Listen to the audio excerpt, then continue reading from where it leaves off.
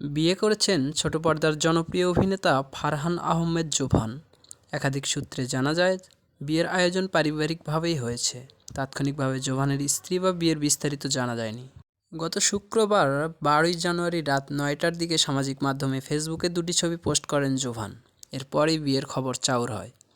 তবে কবে জোভান বিয়ে করেছেন সে বিষয়টি নিশ্চিত হওয়া যায়নি। এ প্রসঙ্গে জোভানের ঘনিষ্ঠ এক বন্ধু ঢাকা পোস্টকে জানিয়েছেন, জোভান খুব চাপা স্বভাবের মানুষ। তিনি এসব বিষয়ে আড়াল রাখতে পছন্দ করেন।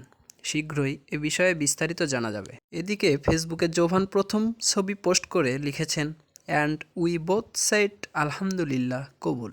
ছবিতে দেখা যায় একটি মেয়ের হাত ধরে উঁচু করে ঠোঁটের সঙ্গে আদুরে ভঙ্গিতে ধরে রেখেছেন জোভান।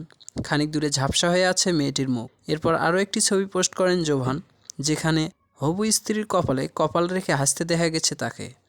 ফেসবুক পোস্টের ক্যাপশনে শুক্রবারের তারিখ উল্লেখ করেন তিনি। অন্য এক সূত্রে জানা যায়, জোভানের স্ত্রীর বাড়ি পুরান ঢাকা। বেসরকারি বিশ্ববিদ্যালয়ে পড়াশোনা করেছেন তিনি।